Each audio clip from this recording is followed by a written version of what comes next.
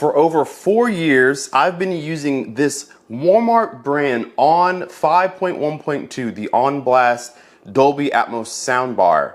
And now I have the new version.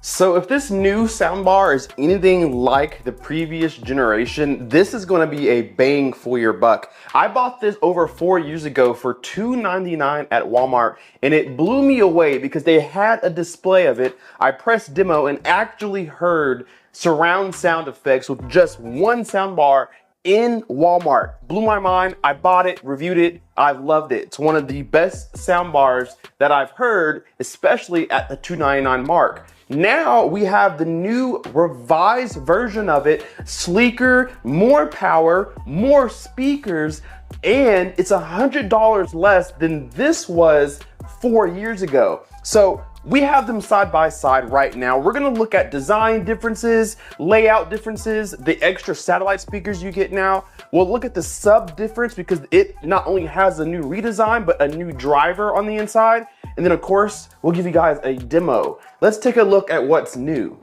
So both soundbars are 42 inches in width, but with the new design of the soundbar behind it, it actually is much smaller. It's not as tall as the previous generation. It is as long, but it's not as deep. You may also notice that we have a hard plastic on the top versus a full mesh grille all the way around. It gives it a more modernized, sleeker look. I personally like it. This is not a fingerprint magnet, but it is a dust magnet, so I was always cleaning this off. I shouldn't have that problem with the new one. Now, we do still have buttons on the top, but not as many. On the old one, we had power, source, volume up, volume down, and play pause. On the new one, we lose that play pause. We just have power, source, volume up, and volume down. Now, although you can't tell with the new soundbar, there are still a lot of speakers inside the soundbar. Of course, you still have your Dolby Atmos speakers. These are the up-firing speakers that will bounce from your ceiling up to your listening position. The same thing is happening in the new soundbar. You just don't have dedicated cutouts because now the whole thing is a grill. But these speakers are still here, but inside the soundbar. Now, because this is a bigger, more taller and deeper design, I wonder if the speakers in the new soundbar are smaller, or maybe instead of being a circle, they're now an oval to fit in there. Maybe the same space, different shape. So we'll have to test those out and see if we still get the same Atmos performance as we did in the previous gen. Let's turn them around and see all the inputs. Now your inputs are in a different spot on both soundbars. On the new one, everything's all in one place. Your power cord here, optical in, auxiliary, HDMI out. This is eARC. There's also an HDMI in and a USB input. This is cool because you can plug your Fire Stick directly to this and give it power if you need to. On the previous generation, you have actually the same inputs and outputs, although I don't remember, I think both of these are eARC, but your power cord is on this end. Then you have some connections here. This is where your optical port goes in, your auxiliary port goes in, USB, and you have a LAN port right here if you want to plug it in to your internet. And then here is where your HDMIs go. So they're separated across the soundbar. Here, they're all in one spot. Now we lose our LAN port here, so you don't have the ability to connect this to your Wi-Fi via LAN port anymore. This, you could do updates via Wi-Fi. I assume you can still do that, but no longer do you have the ability to plug it up wired.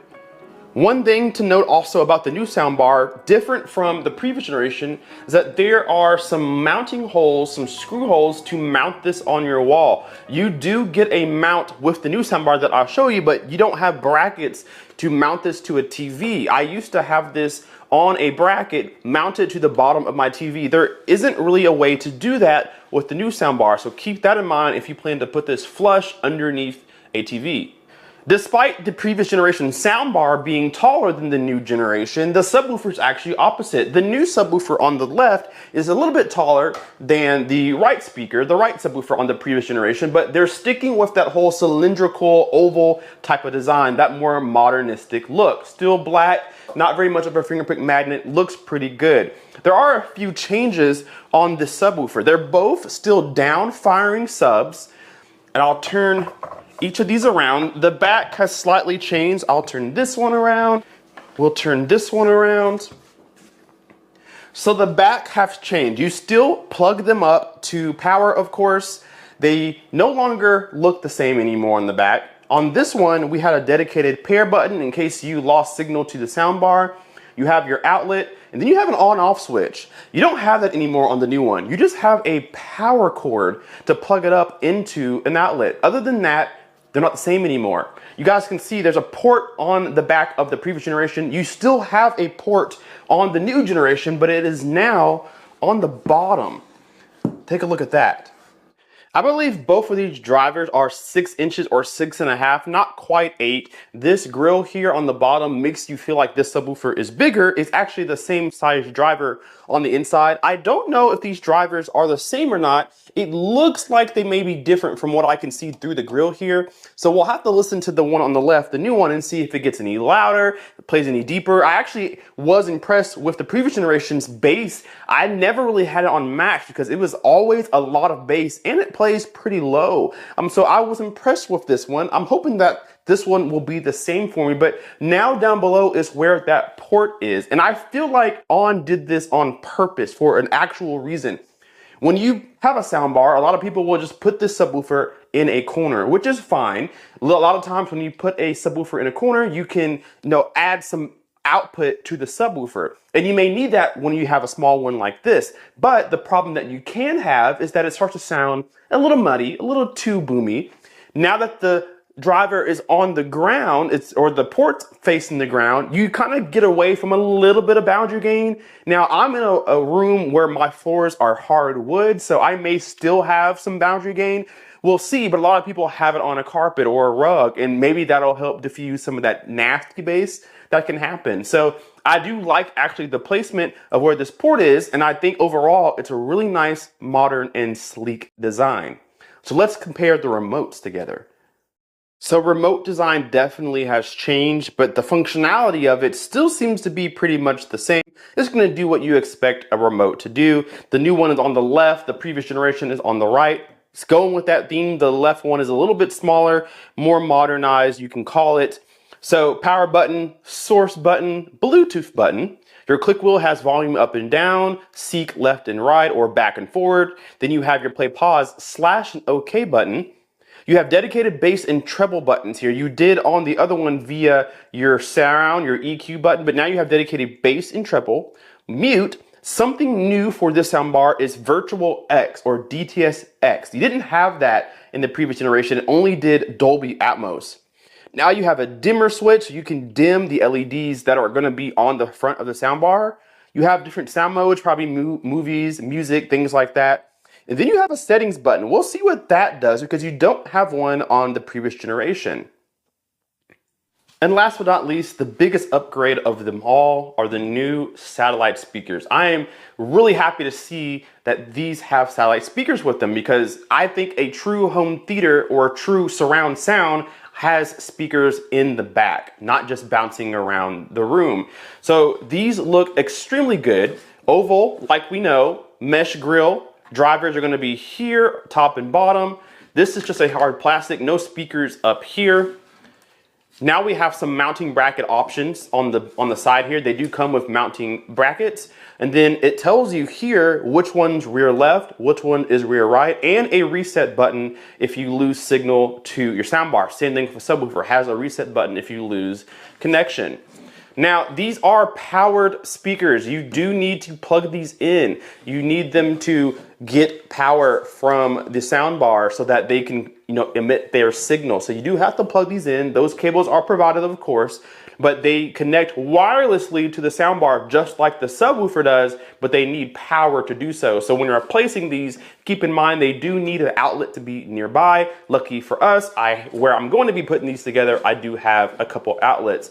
There are some feet here at the bottom in case you don't want to mount them. You can simply leave them like this on a TV stand. You can leave them like this on a coffee table, whatever you have on the side of the couch, whatever you want to do, you can do that. Or they also act as little feet if you're going to put them against the wall, that they don't rattle on the wall when they're hanging, and they don't scuff your wall up either. So great design, good attention to detail.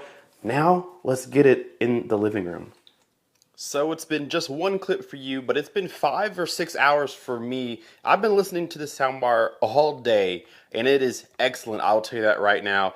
Right now, I have the dimmer on the auto kind of mode, so you can keep it bright if you like to. You guys see the arc there. Keep it bright. You can dim it 1, dim it 2, or when it goes off, now it's in the mode where it only shows you what you do for maybe a select few seconds. So I turn the volume up, after 3 seconds it's gone. If I want to make some controlled changes, it'll stay up for 3 seconds and then it's gone. That's usually the best way to keep it, keep everything less distracting. It is mounted with the provided brackets. They connect to the feet underneath it and then to the wall, so it's just hanging there looking good. I hate the wires, I gotta fix that, but again, probably a temporary setup as I have something else planned for this room. But this demo here, this is from Stranger Things. This is actually just streaming Netflix, a lot like what you will do with your soundbar. It has some pretty good 5.1 surround sound with it, so I can show off a little bit of the surround speakers, which are back here. These are actually quite good. You do have the ability to turn their volume up or down. There is one. This one's probably a little bit easier to see without the sunlight. There is another, and they are plugged into an outlet, but they are wireless to the soundbar. So excellent, keeps the wires down to a minimum. Just like the subwoofer, it's just powered, but no wires to the soundbar, keeps everything down to a minimum. Again, this is a $199 Walmart brand soundbar, and you're getting all this stuff for $100 less than the previous generation. So I'm gonna go ahead and play the demo, then I'll talk to you just a little bit about what I think, some of the features, and we'll end it there. All right, I've switched to my stereo mic. We are on volume 54 out of 100. Gonna play this demo and see what you guys think.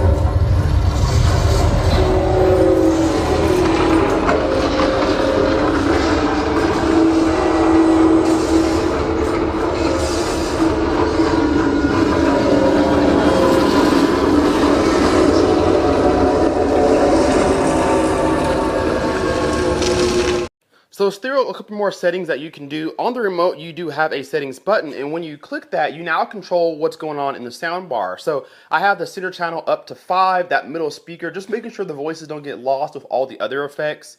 You can continue to click it, and now you have access to the surround speakers. I have mine set to +5 as well because of how big the room is. And then if you continue to click, you get to the height. Now I have them on 0. That's because they actually are quite loud. They kind of make a weird sound when you're not actually watching Dolby Atmos content. So I had mine on 0, but you could very well get it to 5 if you're in a big room and you have a big wide space where you got to bounce it from the ceiling back down to your couch. You may want it on 5, but I started with 0 and it sounded pretty good. All right, so that's a little snippet of Stranger Things and how I have the soundbar set up. So with the bass strictly controls the subwoofer. And I will say one good thing about this is that the blend is pretty good. Usually with soundbars that depend on their subwoofer for all the bass have issues with localization, meaning you can tell where the sub is placed in the room. This is a pretty good blend. So whatever crossover they're using to blend in with the soundbar is actually really good. That's the benefit of having a larger soundbar. But even though I still have my bass on 5, on my previous soundbar, the last generation on, it went up to +10, and I always kept it on -3 and -2. It was a lot louder, it seemed like, or at least you could get a lot louder than you can with this one, but this one definitely sounds better. It digs deeper, and even though you can't go as high on the bass knob, it still gets plenty loud, and I truly mean plenty loud. We're rattling things and everything like that. Very low distortion, completely impressed with that thing fully. So bass was on 5, treble was also on 5. I find with soundbars, you need all the vocals to come through as much as possible when you're in a skinny little stick of a speaker like this. So 5 is what I had my treble on, which is max. Now the virtual X button here, you can turn it on or off. It was on during that demo, and this activates the up-firing speakers in your soundbar for Dolby Atmos and DTS-X content. Of course, those are on. My sound mode was for movie. I did listen to some music and play it in music mode, which sounds great. It kind of disables some of the Atmos effects if you want it to be, kind of lowers them and puts more focus on the center channel. The talk mode, what do you want? You want to play? Here, give it to me. Give it to me, here. He's growling at me. So the talk mode on the soundbar completely disables the surround sound speakers and completely disables the Atmos speakers. And that allows you to just have vocals. And this is actually really good for low TV listening if you don't want to have a lot of volume, or even for music, just having all the voices come up front. It still keeps the subwoofer, so that's nice, but you'll find yourself on movie mode for most of it. When you switch it to Bluetooth, it automatically goes to music mode. So depending on what source you're listening to, it does remember what mode you were in. So that is really nice to see as well. This guy. So with that being said, guys, I really, truly think this is a steal of a soundbar. $100 less than the previous generation with more to it. Looks more modern, really sleek, not as tall, but as wide, so you're still getting a really good sound. One thing I will say negative about this soundbar is that I don't think that this soundbar sounds better than the other soundbar. I know that the speakers are different because of the shape. This is technically a smaller soundbar with 6 speakers built in, just like the other one, but I like the speakers, or at least the quality of sound, a little bit better in the previous generation than this one. But overall, this is a much better soundbar than the last generation. A better sub, pretty adequate speakers in here, more settings, eARC, and then you have your satellites that are wireless for actual surround sound. So I'm all about that. They are all about that. I'm all about that. So you can pick this up at Walmart. It is a Walmart brand, so you can only get this at Walmart. So check your local electronics store. It should be there. There were only 2 on the shelf when I went in. They do have a lot of other on blast products, but this is the only 5.1.2 that On makes currently. So definitely pick one of these up because it is a steal for $199, and there is not a lot out there, if anything at all, that is better than this at $200. I think it's absolutely fantastic. So I won't leave a link down below because you know where to go to get it, but if you're interested in the previous generation, I do have a video about the previous gen or other soundbars in general, see how this one stacks up to it. Thank you guys so much for watching. Hit that like button and subscribe if you're not already, and we will see you in the next video. K-Pace Guy out. Peace.